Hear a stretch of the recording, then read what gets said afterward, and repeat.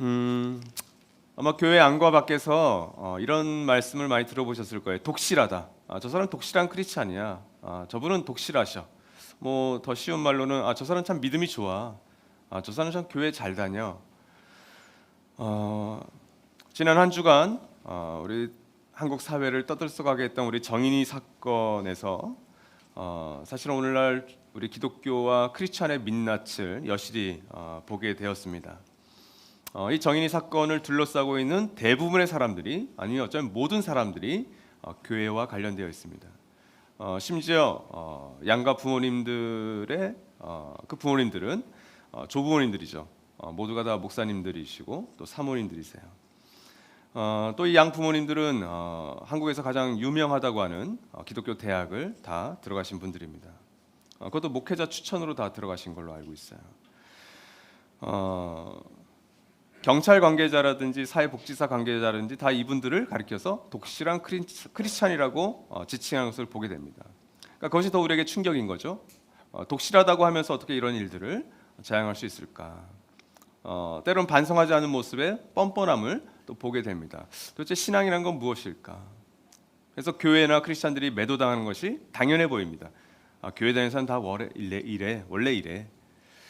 그것이 우리에게는 억울한 면이 있겠지만 그러나 그 억울한 면을 찾기 전에 먼저 과연 독실하다는 게 무엇일까? 이런 것을 우리가 좀 더 좀 알아봐야 될 것 같아요. 여러분 신앙생활을 오래 한다고 해서 단순히 오래 한다고 해서 그 한 사람이 하나님을 닮아가거나 독실해지는 것이 아니라는 것을 먼저 기억하시기 바랍니다. 기독교의 진리가 정말 참이라면 결국 그 진리를 왜곡해서 가르치는 사람들과 그 왜곡된 진리를 무비판적으로 무분별적으로 받아들이는 사람들에게 이 정인이 사건은 똑같은 경종을 울리고 있다는 사실을 기억하십시오. 2000년 전 가이오가 몸담았던 교회에는 건강하게 영적으로 성장한 사람도 있었습니다. 그렇지 않은 디오드레베 같은 사람들도 함께 있었습니다. 이런 역사를 보더라도 마찬가지 아닌가요? 대한민국 사람이라고 해서 모두가 대한민국을 애국하지 않습니다. 사랑하지 않습니다. 대한민국 사람들 가운데도 매국하는 사람들이 있고요. 덜 매국하는 사람들이 있고 덜덜 매국하는 사람이 있고 그리고 참 애국하는 사람들도 있다라는 것. 그럴 때로는 나 한 사람에게서도 그 매국과 애국의 모습이 공존한다라고 하는 사실을 여러분 잊으시면 안 됩니다. 거기서부터 오늘 말씀을 좀 시작하려고 합니다. 가이오 교회에는 병든 영적 성장을 걸어갔던 사람들이 등장합니다. 그 사람들의 특징을 좀 세 가지로 살펴보고 오늘 3절 4절 말씀을 살펴보려고 합니다. 첫째로는 그들에게는 알미 없는 삶이 특징이었어요. 지식과 알미라고 하는 단어는 좀 비슷해 보입니다. 그러나 비슷하지만 달라요. 어떻게 설명하면 좋을까? 이렇게 설명할 수 있을 것 같아요. 수족관에 물고기가 살죠. 그 수족관에 들어가 있는 물고기에게 먹이를 주는 것과 좀 비슷한 것 같아요. 먹이를 많이 주는데 만약 그 물고기가 그 먹이를 정작 잘 먹지 않으면 그 주었던 먹이는 그 물고기를 죽게까지 만듭니다. 그 물 수질의 오염을 일으켜서 사실은 그 산소의 어떤 포화도를 낮추고 죽음에 이르게 하는 거죠. 이런 지식이라는 것도 비슷합니다. 마치 그 먹이를 잘 먹어서 그 물고기가 잘 자라면 그 지식이 유익하듯이 그 지식이 있는데 그 지식을 아는데 그것을 알미라고 하는 과정을 통해서 수용하고 인정하지 않으면 그 지식은 그 사람을 해할 수도 있다라고 하는 점입니다. 요한은 바로 이 진리를 아는 것을 강조했습니다.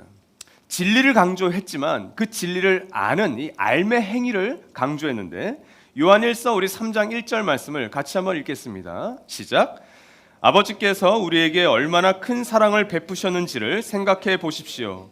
하나님께서 우리를 자기의 자녀라 일컬어 주셨으니 우리는 하나님의 자녀입니다. 세상이 우리를 알지 못하는 까닭은 하나님을 알지 못하기 때문입니다. 지금 요한 사도는 요한 장로는 두 종류의 사람들에게 이 알을 강조하고 있습니다. 첫 번째로는 교회 안에 있는 사람들에게 이렇게 얘기합니다. 아버지께서 우리에게 얼마나 큰 사랑을 베푸셨는가를 생각해 보십시오. 그러니까 하나님께서 우리에게 베푸신 그 사랑, 십자가와 부활의 사건, 그 사랑이 얼마나 큰 것인지를 너희가 생각해라. 알라는 것입니다. 이것을 생각하지 않으면 그것이 정인이 부모이든 그보다 훨씬 더 끔찍한 일을 저를 비롯해서 여러분 누구나 행할 수 있는 잠재적인 범죄자입니다. 하나님의 그 큰 사랑은 우리가 계속해서 생각하지 않으면 그것을 알라는 거예요. 두 번째는 교회 밖 사람들에게 알라고 합니다. 세상이 우리를 알지 못하는 까닭은 하나님을 알지 못하기 때문입니다. 왜 세상은 교회를 향해서 쉽게 정죄하고 섭게 비난하는가? 그것은 하나님을 알지 못하기 때문이라고 얘기하고 있는 거예요. 하나님을 정말 안다면 그 하나님의 진리를 전하는 우리를 알 것이다. 이렇게 얘기하고 있는 겁니다. 즉 지식을 알아야 하는 것에 방점이 있는 겁니다. 여러분 하나님에 대한 지식은 있지만 알미 없다면 그 진리에 기초한 삶은 애초에 불가능할지도 모르겠습니다. 호세아 6장 6절이 이를 잘 보여줍니다. 같이 한번 읽죠. 시작. 내가 바라는 것은 변함없는 사랑이지 제사가 아니다. 불살라 바치는 제사보다는 너희가 나 하나님을 알기를 더 바란다. 호세아는 12소 선지서의 첫 번째 선지자입니다. 선지서 12개 선지서 가운데도 가장 두꺼운 것 중에 하나죠. 이 호세아 선지자가 얘기하는 그 시대에는 예배가 참 많았습니다. 제사가 많았다고요.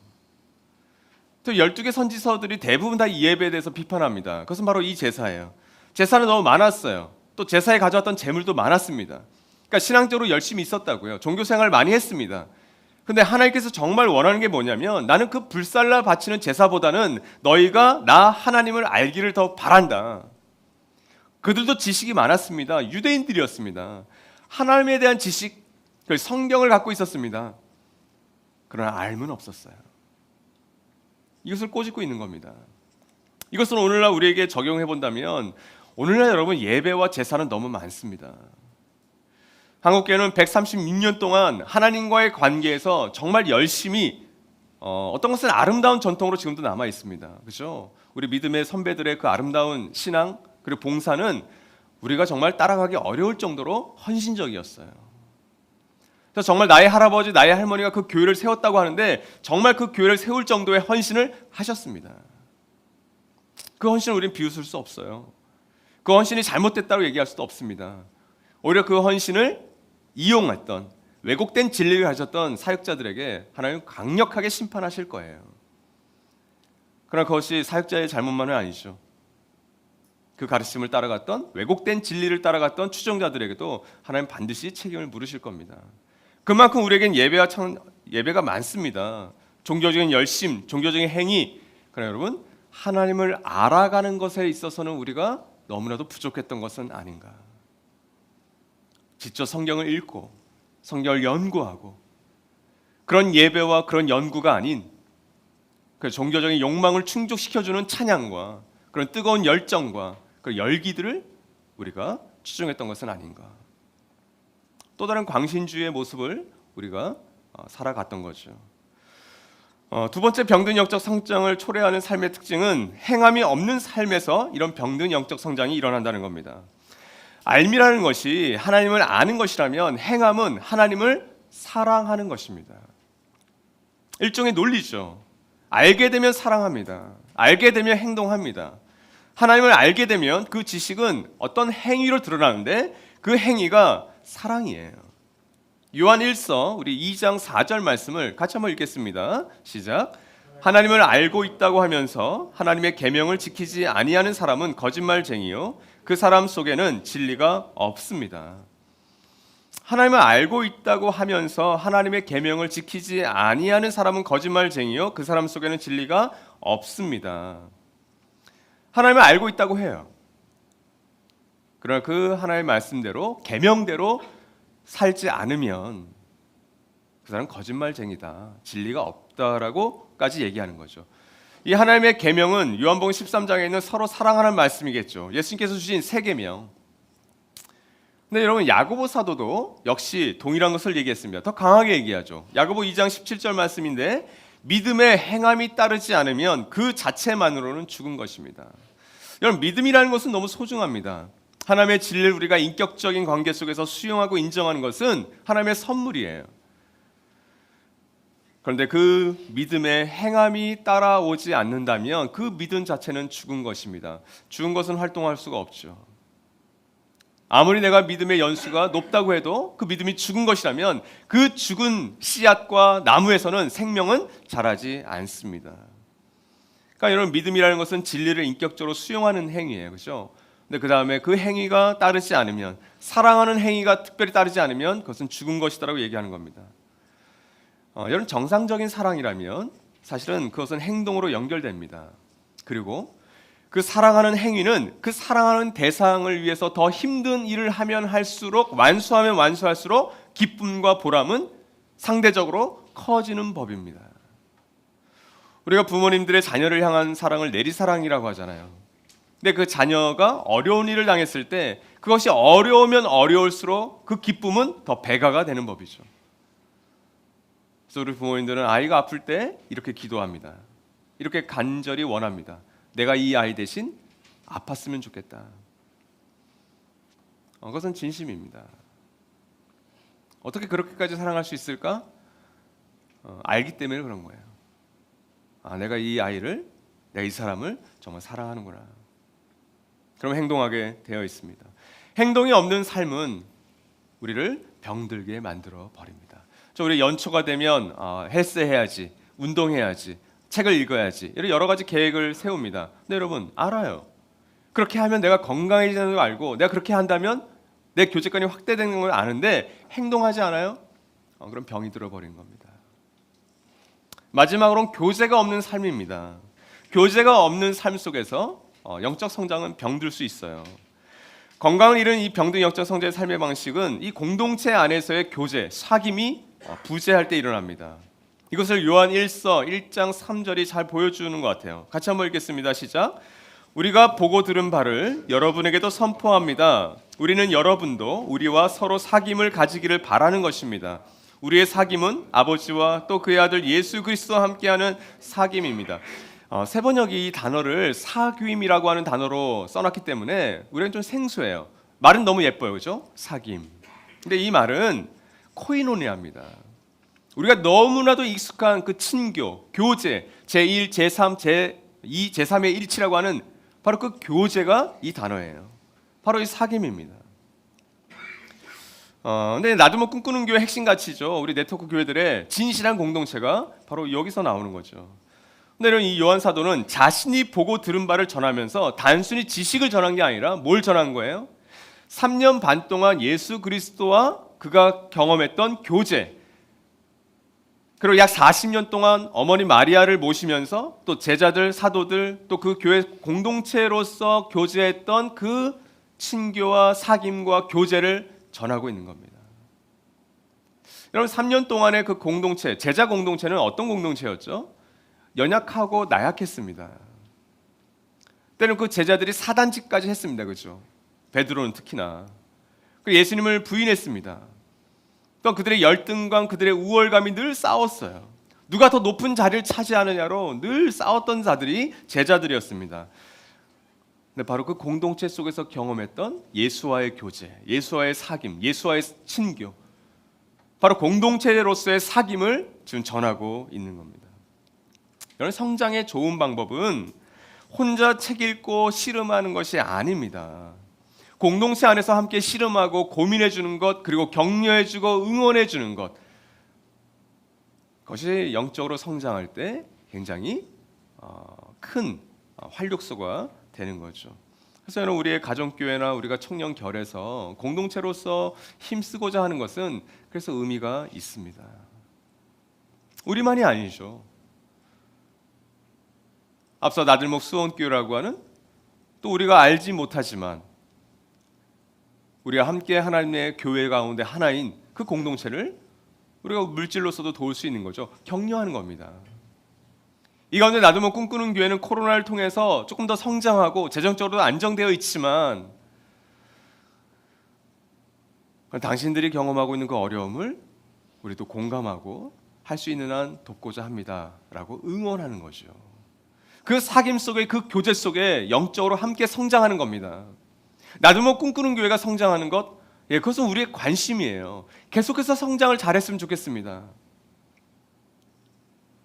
여러분, 하나님의 관심은 우리 교회에만 있지 않아요. 하나님 이 땅에 있는 모든 교회에 관심을 갖고 계십니다. 지난주에 이어서 이 가이오의 영혼의 평안함, 그렇죠? 영적으로 잘됨 같이 이렇게 번역을 하는데, 이 영적 건강의 표지를 3절에서 8절에서 두 가지로 설명합니다. 첫째가 오늘 살펴보는 이 진리의 삶이고, 두 번째가 다음 주에 볼 사랑의 삶이에요. 그러니까 요한 사도가 가이오에게 2절에서 너의 영혼이 참 잘 돼 있는 것 같다, 범사에 너가 좀 잘 되고 있는 것 같다, 그 영적 성장의 건강함을 표현할 수 있는 표지가 두 가지라는 거죠. 진리의 삶과 사랑의 삶이라는 거예요. 그래서 2절과 3절 사이에는 어떤 사본에는 가르라고 하는 헬라어로는 왜냐하면, 이유와 원인을 나타내는 접속사가 붙어 있어요. 그래서 2절과 3절 이렇게 연결되는 거죠. 너가 영혼이 정말 잘 되고 정말 범사에 영혼의 평안함이 있는 그 표지, 이유가 바로 3절과 4절에 있는 진리의 삶, 그리고 5절에서 8절까지에 있는 사랑의 삶이라고 설명하고 있는 겁니다. 오늘은 이 첫 번째, 이 진리의 삶에 대해서 살펴볼 터인데, 건강한 영적 성장의 증거들이 이 3절과 4절에 드러납니다. 우리 같이 한번 본문 말씀을 읽을 때, 우리 지난주 본문 말씀이었던 1절과 2절 같이 해서 우리 1절로 4절 함께 읽어보겠습니다. 시작. 장로인 나는 사랑하는 가이오에게 이글을 씁니다. 나는 그대를 진정으로 사랑합니다. 사랑하는 이여, 나는 그대의 영혼이 평안함과 같이 그대에게 모든 일이 잘되고 그대가 건강하기를 빕니다. 신도들 몇이 와서 그대가 진리 안에서 살아가는 모습 그대로 그대의 진실성을 증언해 주는 것을 듣고 나는 매우 기뻐했습니다. 내 자녀들이 진리 안에서 살아가고 있다는 소식을 듣는 것보다 더 기쁜 일이 나에게는 없습니다. 우리 지난주 마무리된 예배에 많은 분들이 써주셨는데, 그 마무리된 예배 가운데 어떤 분이 그런 본인의 기도를 쓰셨어요. 저는 정말 모든 일이 잘 됐으면 좋겠습니다. 2020년 너무 힘들었는데 2021년에는 정말 제 모든 일이 잘 되었으면 좋겠습니다. 이건 세속적인 기도 제목인가요? 아닙니다. 요한삼서 1절과 2절의 말씀을 근거로 해서 하신 기도예요. 너무 훌륭한 기도입니다. 여러분 정말 모든 일이 잘 되기를 바라십니까? 또 여러분의 가정교회와 청년부 결의 식구들, 우리 연합교회 안에 있는 가족들의 누군가의 소식을 듣고 정말 잘 되셨으면 좋겠어요? 네, 정말 잘 됐으면 좋겠습니다. 그게 하나님의 아가페적인 사랑이라니까요. 저는 정말 여러분이 잘 되시면 좋겠어요. 여러분도 저희가 정말 잘 되기를 응원해 주십시오. 우리 김영 목사님께서 중보 기도자를 모집하는 것 이유가 뭘까요? 잘 되기를 바라시기 때문에 그러신 거예요. 누가 그 중보 기도 팀에서 목사님 못 되셨으면 좋겠다 이렇게 기도하시겠어요? 서로가 서로를 위해서 잘 되기를 바라는 마음. 지난주에 우리가 함께 좀 살펴봤습니다. 오늘 이 3절과 4절 통해서 드러나는 이 건강한 영적 성장의 표지들, 특별히 세 부분을 나눌 수 있을 것 같아요. 3절과 4절에 다 등장하는 건데, 살아낸다라는 단어가 계속 등장하죠. 살아내기입니다. 진리를 살아내는 것, 진리 안에서 살아가는 것. 3절과 4절 두 번 반복되는 이 구절인데요. 그대가 진리 안에서 살아가는 모습, 이렇게 되어 있습니다. 가이오는 진리 안에서 살아가던 사람이었습니다. 여기서 살아간다는 것은 원어로는 걸어간다라는 뜻이에요. 진리 안에서 걸어가는 것. 영적 성장의 길을 갈 때 여러분 이 길의 이미지를 꼭 기억하십시오. 길을 걸어간다는 건 쉽지 않습니다. 많은 환경의 변수가 따릅니다. 근데 계속해서 그 길을 뚜벅뚜벅 걸어가는 사람, 그가 가이오였습니다. 여러분 진리 안에서 살아간다는 것은 결코 추상적이거나 모호한 것이 아닙니다. 진리 안에서 살아간다는 것, 진리 안에서 걸어간다는 건 어떤 의미일까요? 우리 요한 2서가 이를 잘 보여줍니다. 오늘 말씀과 평행 본문일 수 있는 건데, 요한 2서 우리 1장 4절 말씀 같이 한번 읽죠. 시작. 그대의 자녀 가운데 우리가 아버지께로부터 받은 계명대로 진리 안에서 살아가는 이들이 있는 것을 보고 나는 매우 기뻐했습니다. 그죠? 이 요한 2서도 역시 진리 안에서 나의 자녀들이 살아가는 것을 기뻐했다라고 하는 말씀인데, 그 안에 단서가 하나 붙어요. 그게 뭐죠? 우리가 아버지께로부터 받은 계명대로예요. 진리 안에서 살아가는 건 무엇인가? 바로 아버지께로부터 받은 계명, 더 쉽게 얘기하면 하나님의 말씀, 혹은 더 확대하면 성경에 있는 모든 말씀, 특별히 요한 공동체에서만 한정한다면 새로운 계명, 그 새로운 계명이 뭐라고 말씀드렸죠? 서로 사랑하라. 그럴 때 우리는 진리에 가까운 삶, 혹은 진리에 가까운 사람이 되어가는 겁니다. 여기서 살아간다라는 단어는 현재 시제예요. 그래서 지속적인 행동, 반복적인 행동을 의미합니다. 진리 안에서 살아가고 걸어가는 길이 반복되면 반복될수록 그 진리에 가까워진다라는 것을 의미하는 거예요. 여러분, 우리도 그렇지 않습니까? 어떤 일에 한 10년을 열심히 하면 전문가가 된다고 해요. 근데 늘 그렇습니다. 우리가 경제 세미나를 할 수 있는 이유도 그 길을 10년 이상 걸어가셨던 전문가들이에요. 모든 영역이 마찬가지입니다. 여러분, 목회자가 모든 것을 잘할 수 없습니다.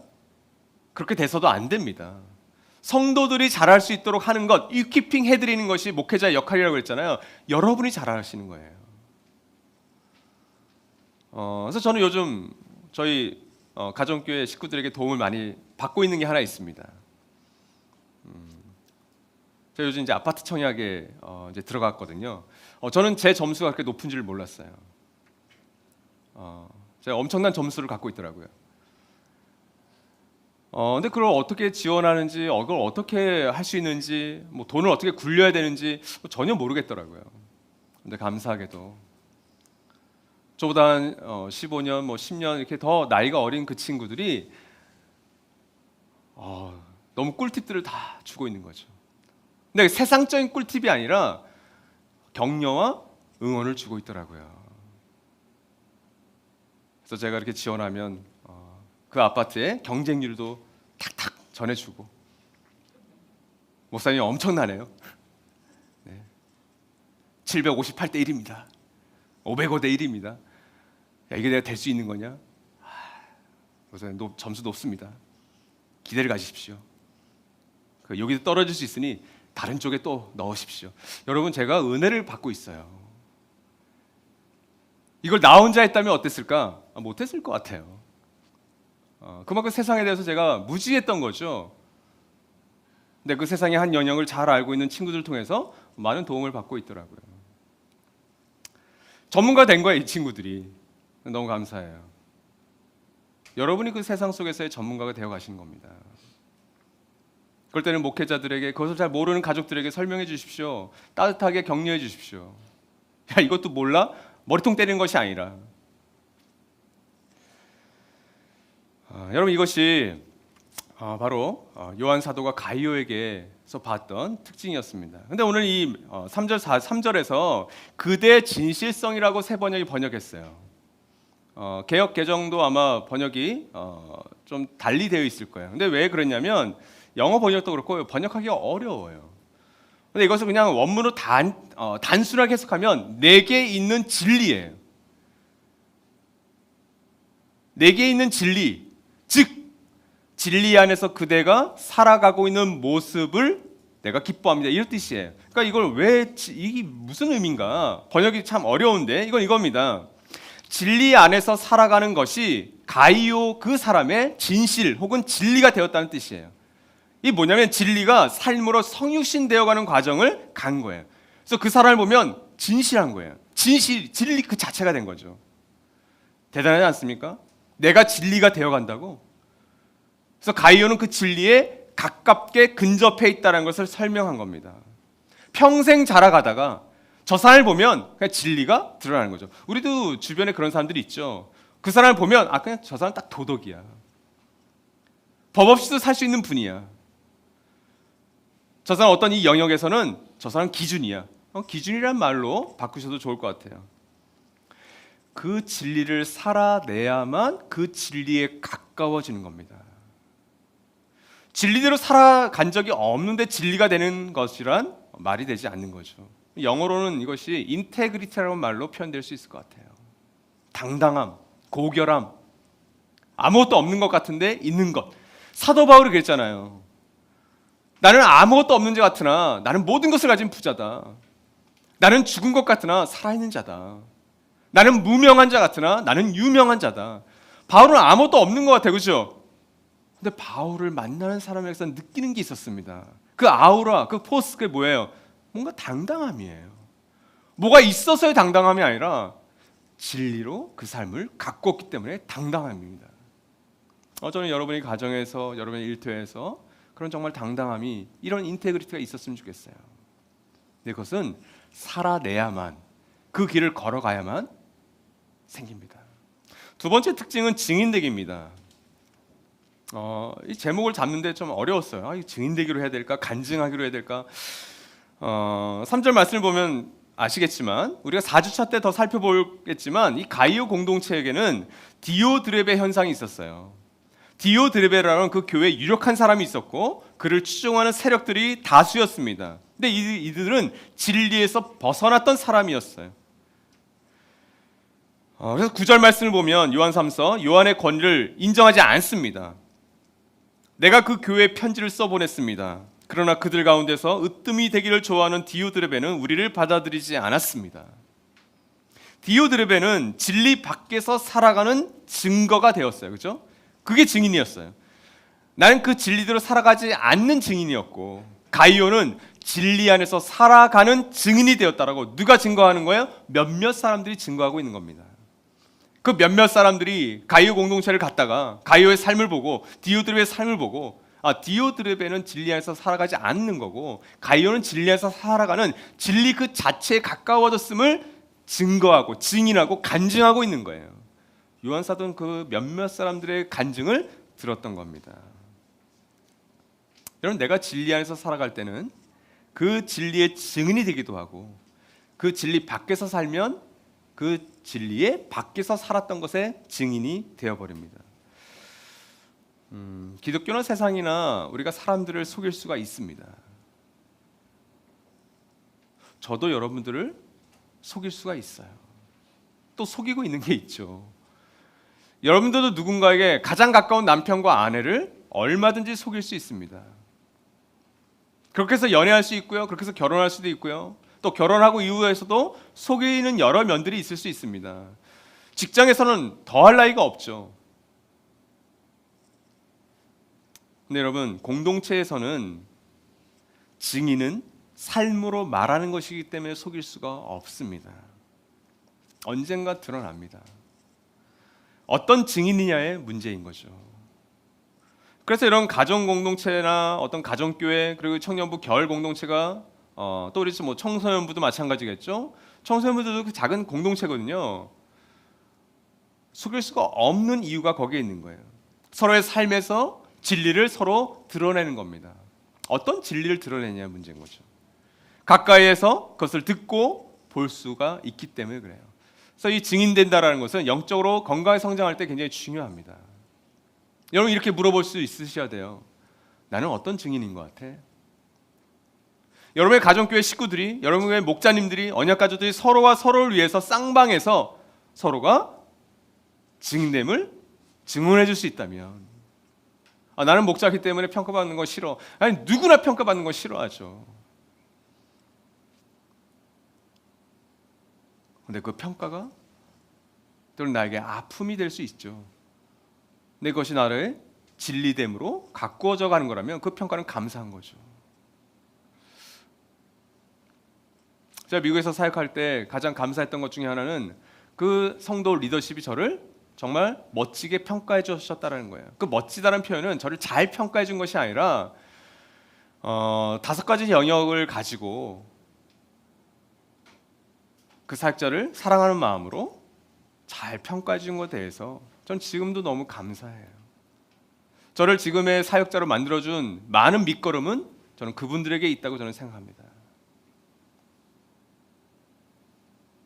때로는 아프기도 하지만 가장 많이 제가 혼났던 것, 가장 많이 저를 꾸짖었던 건 아내와의 관계였어요. 저는 그것에 대해서 얼마나 감사해야 하는지 몰라요. 그게 아니었다면 저는 한국의 전형적인 가부장적인 남자로서, 사역자로서 아마 살아갔을 것 같아요. 준도 거기서 다 자유할 수는 없다라고 생각은 하지만, 근데 그분들이 조언해 주었던 말씀, 제 건강을 생각해 주어서, 목사님 운동하십시오. 더 열심히 노셔야 됩니다. 좀 한가한 시간을 가지셔야 됩니다. 여행을 가지셔야 됩니다. 사모님과의 관계에서 설교 시간에 사모님 얘기하지 마세요. 뭐 이런 얘기들. 이런 시간들이 우리 모두에게 서로 있다면 그 가정교회, 그 청년결은 강력한 공동체가 되겠죠. 오빠, 형, 누나, 1년 전에 이랬는데 1년 후에는 이러면 너무 멋있다. 증인이 되신 거예요. 우리의 부부관계, 우리의 자녀의 관계 얼마나 아슬아슬할 때가 많습니까? 근데 그런 관계들이 회복되어가는 모습을 보면서 그 옆에 있는 내 사랑하는 사람들이 증인이 되어줄 때 저는 그런 가정교회 분들이 눈물로서 고백하는 모습들을 봐요. 저는 그 청년부에서 그런 일들이 많이 일어났으면 좋겠습니다. 마지막으로 기뻐하기입니다. 이건 가장 큰 특징이죠. 4절에 잘 나와 있습니다. 내 자녀들이 진리 안에서 살아가고 있다는 소식을 듣는 것보다 더 기쁜 일이 나에게는 없습니다. 바울은 자신이 그리스도께 인도했던 사람들, 세례를 베풀었던 사람들, 회심에 영향을 주었던 사람들을 자녀들이라는, 테크나라고 하는 자녀들이라는 단어를 썼었어요. 근데 이 요한 사도도 마찬가지입니다. 가이오를 갑자기 자녀라고 불러요, 그렇죠? 자녀를 불렀다는 이유는 이 가이오의 회심에 상당한 영향력을 주었거나 영적 부모, 영적인 엄마, 아빠의 역할을 했다는 것을 의미하죠. 목양적인 돌봄 관계에 있었다라는 거예요. 함부로 자녀라고 얘기하지는 않습니다. 1절, 2절 말씀을 보면 요한은 가이오를 하나님의 사랑인 아가페적으로 사랑했어요. 정말 상대방, 가이오가 잘 되기를 바라는 마음으로 부모가 정말 자녀를 사랑하는 것처럼 그 마음으로 사랑했습니다. 근데 그 자녀가 잘 되기를 바라는 마음으로 가이오를 향해서 무엇을 해줄까? 내가 무엇을 해줬으면 좋을까? 내가 너를 위해서 무엇을 기뻐해줬으면 좋을까? 그 대답이 바로 4절이라고 봐요. 내 자녀들이 진리 안에서 살아가고 있다는 소식을 듣는 것보다 더 기쁜 일이 나에게는 없습니까? 여러분, 우리의 자녀들, 내가 사랑하는 사람들이 어떤 일을 할 때 우리가 가장 기쁩니까? 그 질문에 지금 요한은 대답하고 있는 거예요. 나는 나의 자녀들이 진리 안에서 살아가는 것을 듣는 것보다, 보는 것보다 더 큰 기쁨은 없다라고 얘기하는 겁니다. 여기서 메이저테라는, 우리 메이저라고 하는 영화 여기서 나왔겠죠. 더 큰 것이 없다라고 하는 최상급을 쓰고 있는 거예요. 나는 내 자녀들이 진리 안에서 살아가는 것보다 더 기쁜 소식이 없다라고 얘기하고 있는 겁니다. 여러분, 이 기쁨이 정말 우리에게 있습니까? 내 가정교회 식구들이, 내가 알고 있는 사랑하는 사람이, 내가 사랑하는 지인이, 내가 사랑하는 차든이가 진리를 알고 진리를 받아들이고 그 진리 안에서 살아가고 걸어가는 것을 듣고 보는 것보다 더 기쁜 소식이 없다. 왜 나들목 꿈꾸는 교회나 네트워크 교회들의 세례식이 은혜가 있을까요? 바로 그 시작이 세례식 안에 담겨져 있잖아요. 그 사람이 이제 진리를 막 알고 그 말랑말랑한 그 상태를 우리가 보면서 기뻐하는 거죠. 만약 우리가 그 기쁨을 잃어버린다면 그것이 비극이죠. 근데 여러분, 말처럼 우리가 공동체 안에서 진리를 살아내는 어떤 한 사람, 어떤 한 공동체를 보면서 기뻐하는 것은 말처럼 쉽지가 않습니다. 왜냐하면 진리 때문에 손해보는 것을 그 상대방이 감수할 때가 있거든요. 그것 때문에 그 사람이 큰 손해를 봐요. 근데 어떻게 우리가 기뻐할 수 있겠어요? 그 사람이 좀 미성숙하다 하면 그 내 기뻐하는 것 때문에 오히려 상처를 받을 수 있거든요. 세상적인 기준에서 낭패를 볼 수 있는 겁니다. 그럴 때 안쓰러워하는 것으로 끝나지 않고 잘했어, 함께 가자, 조금만 더 견뎌보자, 그렇게 이야기해 주는 것이 기뻐하는 겁니다.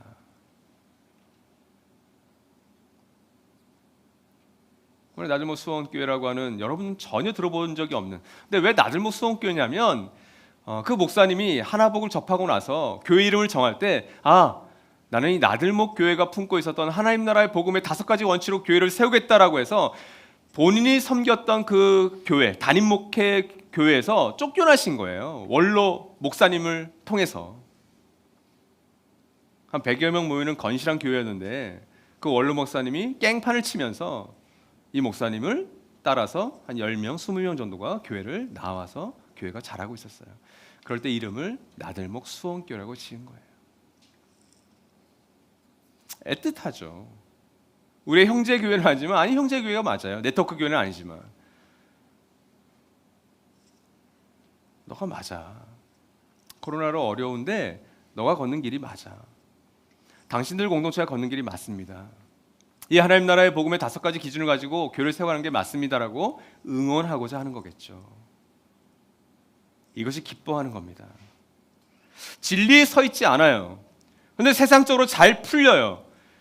그것을 우리는 잘했다, 좋은 소식이다, 기쁘다라고 박수 쳐줍니다. 그게 비극이란 건 여러분 아세요? 진리에 따라서 살아가는 것 때문에 힘든 것, 아픈 것, 그것 때문에 슬픈 것, 좌절하는 것, 그것을 함께 기뻐해 주는 것이 진정한 기뻐해 주는 것이에요. 저희 가정교회 식구들이 저희가 그것을 놓치지 않으려고 합니다. 주식을 하든지 어디 투자를 하든지 부동산에서 잘 공부를 하고 알든지 이게 다 돈과 관련돼 있거든요. 근데 그것을 세상적인 방법으로 해서 무엇인가를 취했다, 이런 것을 기뻐하겠습니까? 하나님께서 지금 심판하실 텐데, 내가 너에게 준 선물을 가지고 너가 진리 안에서 살아가지 않는데 경고하는 거죠. 너 그렇게 살면 안 돼. 정말 소중한 걸 잃어버릴 수 있어. 뒤늦게 후회하지 마. 그렇다면 여러분, 이 영적으로 건강하게 성장하는 사람들 공동체의 특징이 이런 거라면, 이게 표지라면, 이것과 관련돼서 우리가 스스로에게 던져볼 질문들이 있습니다. 왜냐하면 저와 여러분과 나도만 꿈꾸는 공동체가 건강하냐를 우리는 진단해야 돼요. 그 진단할 수 있는 세 가지 질문이 있습니다. 첫 번째로는 진리를 정말 아는가라고 하는 질문이에요. 우리가 가지고 있는 믿음은 느낌과 감정이 아닙니다. 그것도 포함하지만, 그렇죠? 우리가 나도만 꿈꾸는 교회를 다닌다면, 가정교회, 청년부 결의 공동체에 속한다면, 그것이 안전하고 진리 위에 서 있다면 안정감과 평안감을 줘요. 느낌입니다. 그러나 믿음은 하나님께서 역사 속에서 예수를 통해서 하신 일과 하실 일과, 그리고 지금 이 순간에도 하고 계신 일을 우리가 인격적으로 받아들이는 거예요. 그게 믿음입니다. 그래서 믿음은 확신이죠. 하나님께서 하신 일에 대한 확신입니다. 그리고 믿음에서 중요한 것은 내용입니다. 무엇을 믿는다고 할 때 중요한 건 그 무엇이에요. 그 내용이에요. 내가 내용, 그 실체를 모르는데 그냥 믿어요. 닭살이 돋고 눈물이 나고 그것도 하나의 증상, 표지일 수는 있지만 그것이 다는 아니에요. 얼마든지 감정은 우리를 속입니다. 기독교만이 아니라 세상의 수많은 종교들, 그리고 종교 같지 않은 컬트들도 그런 감정과 어떤 기분은 다 있어요. 초자연적인 현상들도 그 안에서 일어납니다. 그래서 여러분, 요한일서 4장 10절과 11절 말씀이 이것을 잘 알려주고 있어요. 같이 한번 읽겠습니다. 시작. 사랑은 이 사실에 있으니 곧 우리가 하나님을 사랑한 것이 아니라 하나님이 우리를 사랑하셔서 자기 아들을 보내어 우리의 죄를 위하여 화목제물이 되게 하신 것입니다. 사랑하는 여러분, 하나님께서 이렇게까지 우리를 사랑하셨으니 우리도 서로 사랑해야 합니다. 세 번째 번역을 잘했습니다. 사랑은 이 사실에 있으니, 그 사실이 뭐라는 거예요? 우리가 너무나도 잘 귀에 못 박히듯이 알고 있는 지식, 하나님께서 우리를 죽기까지 사랑하셨다. 그 십자가의 사랑, 그 부활의 은혜가 바로 그것이죠. 그래서 이렇게까지, 그게 사실이라는 겁니다. 무엇을 믿는다 할 때 바로 그 무엇이 중요한 거예요. 그 바로 믿음의 내용이 진리입니다. 그 진리를 전인격적으로 수용하는 것, 그것이 참된 믿음 혹은 참된 알미라고 하는 거죠. 불행하게도 한국 교회는, 우리 꿈꾸는 교회 성도들도 거기서 자유롭지 못했습니다. 저도 자유롭지 못했고요. 여전히 신앙생활을 할 때 언뜻 그때로 회귀하고 돌아갈 때가 있어요. 내가 너무 열심히 내지 않은 게 아닌가. 근데 여러분, 저는 이것을 자녀의 관계에서 많이 받아들였어요. 제 아이들이 만약 오늘 아침에 일어났는데 아빠, 제가 어제 아빠의 아들로서 딸로서 더 열심히 살지 못해서 죄송해요. 그러면 저는 굉장히 슬플 것 같아요. 얘가 뭘 열심히 안 살았지? 근데 때로는 개구장이고 말썽도 부리고 잘못한 것도 했지만 자고 나서 다시 웃고, 내가 어제 혼낸 걸 전혀 기억하지 못하고 다시 그 아빠됨의 은혜, 엄마됨의 은혜를 누리면 그게 더 안도감이 될 것 같아요. 하나님도 여러분 그러시지 않을까요? 한국 교회에 뿌리 깊게 자리 것은 샤머니즘입니다. 지성이면 감천이다라는 거예요. 열심히 하면 된다라는 거예요. 정한수 떠다 놓고 열심히 빌면 소원이 이루어진다라는 거예요. 그래서 우리 풍성한 삶의 기초도 배웠지만 잘못된 믿음의 세 가지가 있다고 그랬죠. 미신과 맹신과 광신이에요. 아예 존재하지 않는 것을 믿는 거죠. 미신이죠. 맹신은 무조건 믿는 거죠. 광신은 자기 멋대로 믿는 거죠. 이 세 가지의 특징이 뭐예요? 믿음의 내용, 무엇, 그 실체가 빠진 믿음이라는 거예요. 그래서 그 믿음의 내용은 진리를 우리가 확신하는 것이 믿음이다라고 그랬어요. 여러분, 우리의 신앙이 미신과 맹신과 광신에 머물게 되면 예수를 닮지 않아도 지식적으로 가르칠 수 있습니다. 설교할 수 있습니다. 봉사할 수 있습니다. 그리고 장로 될 수 있습니다. 아니, 목사도 될 수 있는데 무엇이든 다 될 수 있습니다. 그러니까 여러분, 성경에는 우리가 믿어야 할 진리, 하나님께서 하신 일, 그 진리에 대한 바른 반응으로 우리가 하나님을 알아갈 수 있다라고 얘기하시는 거예요. 우리가 그 하나님을 알아가는 것에 정말 힘쓰고 있는가? 내가 잠시 멈춰서 그 알미 나에게 정말 있는가? 여러분, 이 질문을 여러분에게 던지십시오. 나의 가정교회는, 나의 공동체는 그런 알을 위해서 함께 노력하고 있는가? 두 번째는 진리를 드러내는가라는 질문이에요. 우리는 이 진리를 드러내고 있는가? 여러분, 가이오의 삶이 아까 그 인테그리티라고 하는 특징을 띠면서 진리가 되어갔다고 그랬죠. 진리 덩어리가 되어가고 있는 거예요. 몇몇 사람들은 그 가이오가 그 진리를 드러내는 삶을 산다고 증인이 되어 주었잖아요. 이런 자연스러운 일들이 우리 안에서 일어나야 합니다. 그리스도를 닮아가는 것, 이것은 종교와 신앙생활만이 아닙니다. 그건 굉장히 좁은 거예요. 우리의 일상과 우리의 삶의 현장에서 일어납니다. 그러니까 예를 들어 제자훈련이라는 것, 교회에서 제자훈련의 이론과 초급반이라면 우리의 일상과 삶의 자리에서 일어나고 있는 그 예수 닮아가는 과정은, 우리의 삶은 고급 과정입니다. 실천편입니다. 어떤 게 더 중요하겠어요? 둘 다 중요하죠. 그러나 이론에서 실천으로, 초급에서 중급과 고급으로 넘어가는 이 과정이 있어야만 우리는 그 진리를 드러내게 되는 거예요. 나는 5년 후, 10년 후 나 이런 사람 되고 싶어? 나 이런 크리스찬이 되고 싶어?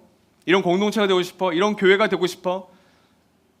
그것은 진리를 드러내는 것과는 전혀 상관없는 우리의 소망이자 기대이자 꿈이 되는 거죠. 그 꿈에 대한 대가를 지불하지 않는데 내가 생각했던 만큼 된다? 그것은 어불성설이죠.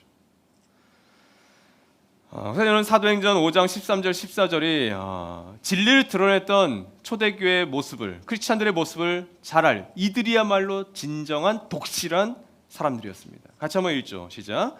다른 사람들은 누구 하나 감히 그들의 모임에 끼어들지 못하였다. 그러나 백성은 그들을 칭찬하였다. 믿는 사람들이 더욱 늘어나면서 주님께로 나아오니 남녀 신도들이 큰 무리를 이루게 되었다.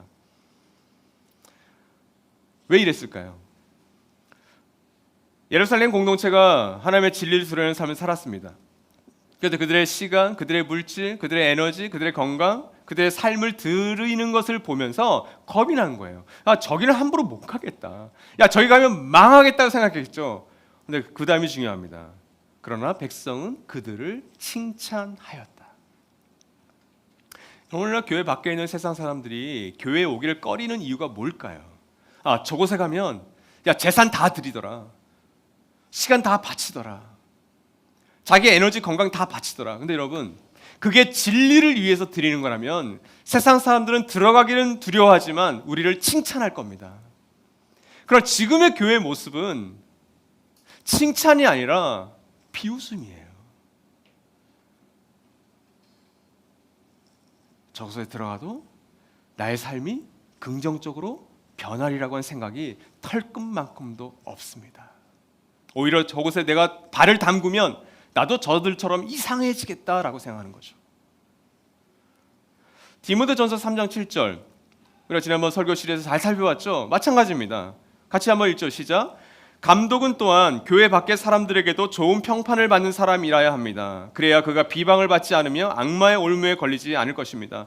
초대교회나 그리고 디모데가 사역했던 그 에베소 교회나 세상의 평판, 그러니까 교회 밖에 있는 사람들의 평판을 중요시 여겼습니다. 그것이 그들의 추천서였어요. 오늘날 세상의 평판을 오히려 우리 교회들은 무시하는 경향이 있습니다. 그리고 그것을 열심으로 포장해요. 그것이 신앙이라고 착각합니다. 그렇지 않습니다.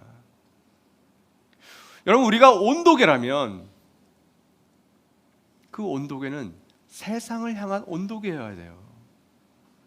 세상이 얼마나 하나님의 말씀으로부터 진리부터 벗어나 있는지를 알려주어야죠. 근데 그 온도계가 망가져 있다면 그것은 예수의 경고처럼 사람들에게 버려져 밟고 지나가는 쓰레기밖에는 되지 않을 겁니다.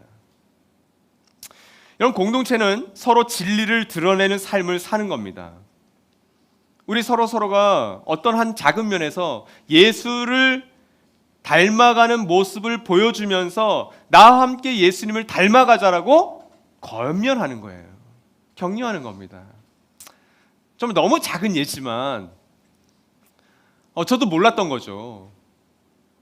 저도 추위를 굉장히 많이 타요. 그래서 우리 여러 목자님들이 특히 우리 문정가교 분들이 저희를 굉장히 걱정해 주십니다. 우리 대표 목사님 추위 많이 타신다 그러는데 괜찮으시냐고, 이 한파인데. 너무 감사하죠. 근데 우리 여기 성남체프에서 예배 드릴 때 우리 반주자가 창문 옆에라 너무 추웠대요. 이거 몰랐어요, 아무도. 여기가 저기고 저기가 여긴 줄 알았죠. 그냥 이렇게 멋으로 뭔가 이렇게 덮고 있는 줄 알았는데 그게 추워서 그랬던 거예요. 이 둔감한. 근데 그 소식이 어제 들어왔어요. 그럼 어떻게 하냐, 이거 야 구해라, 이거 사야 된다. 당연히 이거 해야지. 또 우리 이지환 전사가 자기 집에 조그만 난로가 하나 있다. 그거 가져오겠다. 아무것도 아니죠. 그거 가져왔다고 해서 뭐 교회 살림이 거덜나는 것도 아니고. 근데요, 그게 서로 증인되어주는 삶이에요. 우리 은하 목자님 반주자는 그냥 어떤 싸구려 하나 전기 난로에 은혜를 받는 게 아니라 저 난로에는 뭐가 있는 거예요?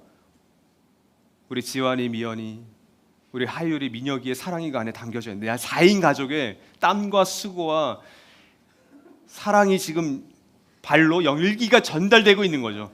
제가 너무 지나쳤나요? 아닙니다, 여러분.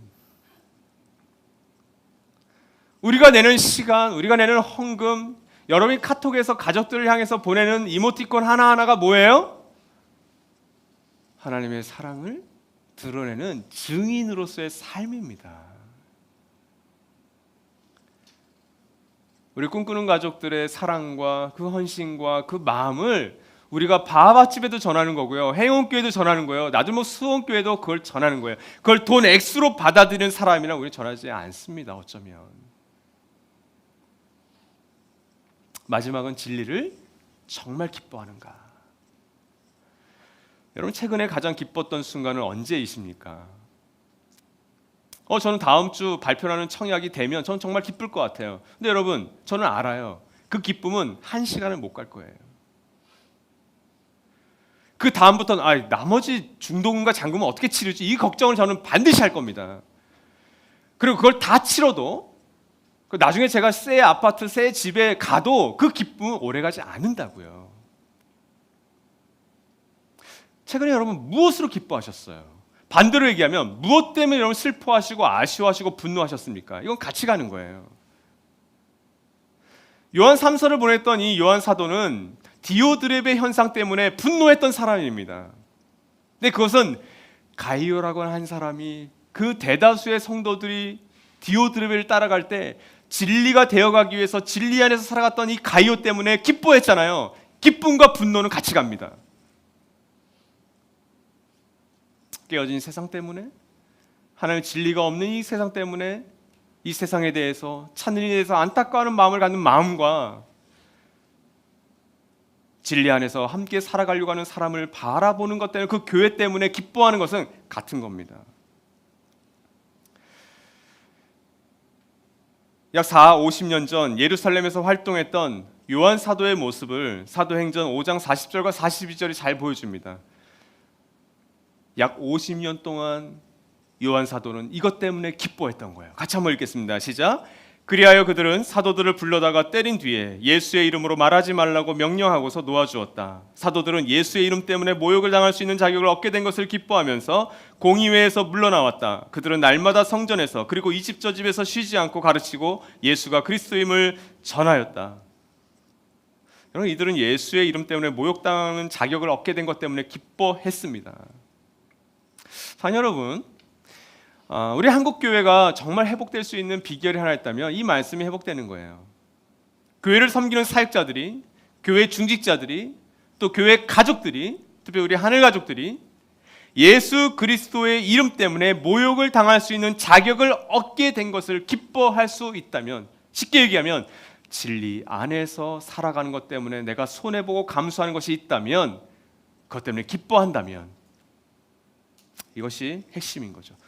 기쁨은 진리신 예수를 따랐던 모든 사람들과 공동체의 가장 큰 특징 가운데 하나입니다. 사랑 여러분, 우리 교회 안에서, 공동체 안에서 진리를 살아가는, 진리 때문에 살아가는, 진리 안에서 살아가는 누군가 때문에 여러분 기뻐하고 계십니까? 그 진리에서 떨어져가는 누구 때문에 여러분 정말 슬퍼하시고 분노하시고 눈물 흘려 보셨습니까? 이것은 같이 가는 겁니다. 슬퍼하지도 않고 눈물 흘리지도 않고 기뻐하지도 않고 웃지도 않는다면 그것은 내가 그 진리 밖에 있는 것은 아닌지를 염려해야 할 일입니다.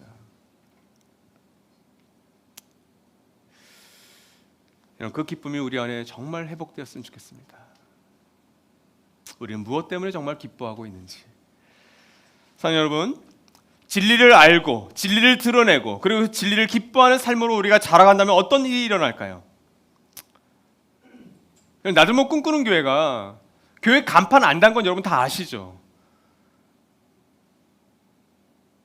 지금도 간판 달고 싶은 마음은 없어요. 그러나 교회 간판이 좀 잘 만들어져서 달려 있으면 사람들이 보겠다. 여기 교회가 있네? 그것도 좀 표현해야 되지 않을까 하는 생각을 갖고 있지만 기본적인 생각은 이것 때문이에요. 우리가 진리를 정말 알고 드러내고 기뻐하는 삶을 산다면 우리가 교회의 간판이 될 겁니다. 그 믿음 때문에 간판 안 다는 거예요. 우리의 삶이 메시지가 될 테니까. 이런 기도해 주십시오. 우리 교회 대표 목사님과 우리 사역자들이, 우리 마을기들과 목자들이, 또 내 가정교회 가족들 한 사람 한 사람이 바로 진리를 알고 드러내고 기뻐하는 바로 그 메시지가 되도록. 여러분의 직업과 여러분의 성공과 여러분의 성취가 여러분의 어떤 겉모습이 아닙니다. 여러분 자신이 하나님의 진리를 드러내는 삶이기를 원하시는 거예요. 그 진리를 닮아가는 저와 여러분 되기를, 우리 가정교회, 우리 청년 결의, 우리 다음 세대 자녀들이 바로 그 진리 덩어리가 되어가기를.